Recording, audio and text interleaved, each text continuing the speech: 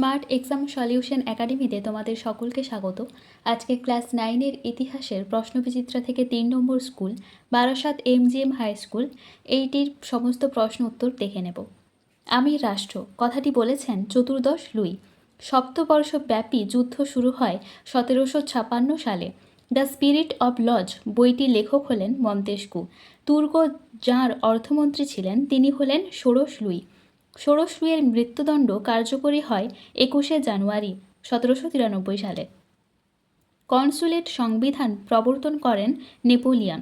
টিলসিটের সন্ধি স্বাক্ষরিত হয় 1807 সালে। অর্ডার্স ইন কাউন্সিল জারি করে যে দেশ ইংল্যান্ড। ব্যাংক অফ ফ্রান্স স্থাপিত হয় 1800 সালে। নেপোলিয়নের চূড়ান্ত পতন ঘটে যে যুদ্ধের মাধ্যমে, ওয়াটারলুর যুদ্ধেও।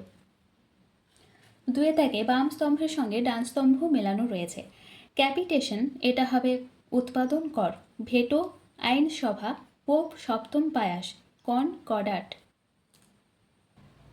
এরপর বিভাগ গ 3-এর দাগে রয়েছে যে কোনো 4টি প্রশ্নের উত্তর দাও। ইনটেন্ডেন্ট কারা? এটি র্যামাটিন সহায়িকায় 53 নম্বর পেজে 12-র দাগে রয়েছে। ইনটেন্ডেন্ট কাদের বলা হয় এটা পুরোটা লিখতে হবে। এরপর 2 নম্বর রয়েছে টেনিস কোর্টের শপথ কী? এটি 55 নম্বর পৃষ্ঠায় 36 নম্বর দাগে রয়েছে।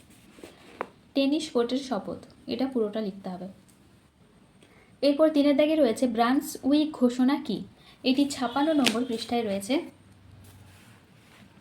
ব্রান্সউইক ঘোষণা পুরোটা লিখতে হবে। 4-এর দাগে বোনাপার্টিজম কী? এটা 103 পৃষ্ঠায় রয়েছে।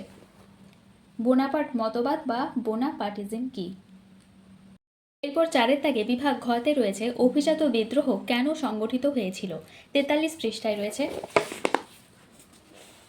অভিজাত বিদ্রোহ। এইখান থেকে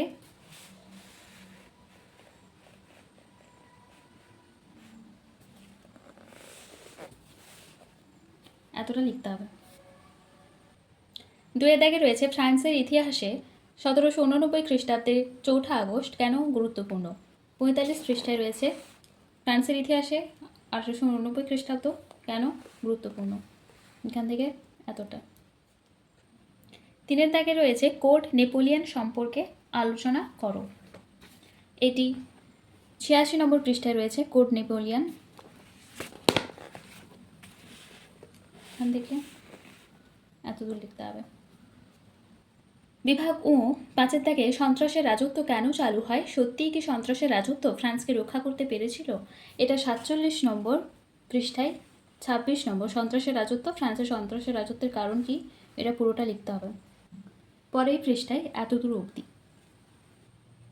এরপর শেষ নম্বর রয়েছে মহাদেশীয় অবরোধ প্রথা কি? এই ব্যবস্থা নেপোলিয়নের পতনের জন্য কতটা দায়ী ছিল?